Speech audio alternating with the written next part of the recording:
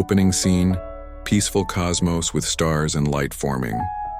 Voiceover, in the beginning, God created the heaven and the earth. The book of Genesis, the very first chapter of the Bible, is not just a story. It's the foundation of everything we know about creation, purpose, and God's plan for humanity. Scene 2, light bursting into darkness, earth forming. Voiceover, in 6 days God spoke the universe into existence. Light pierced the darkness, sky and sea were separated.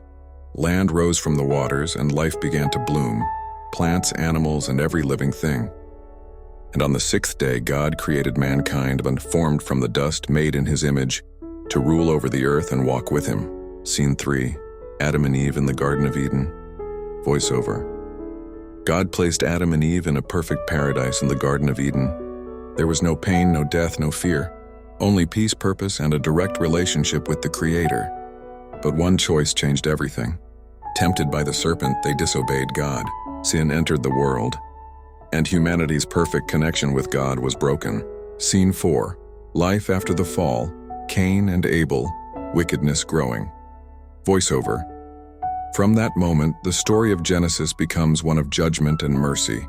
Cain's jealousy leads to the first murder. Humanity grows corrupt.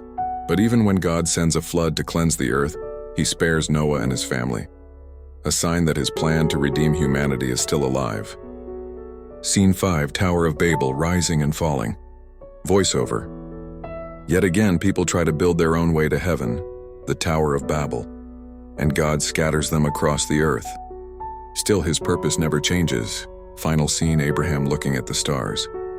Voiceover, God chooses a man named Abram, later called Abraham, and promises that through his family, all nations will be blessed.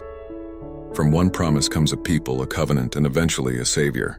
Genesis isn't just history, it's the beginning of God's rescue plan for humanity.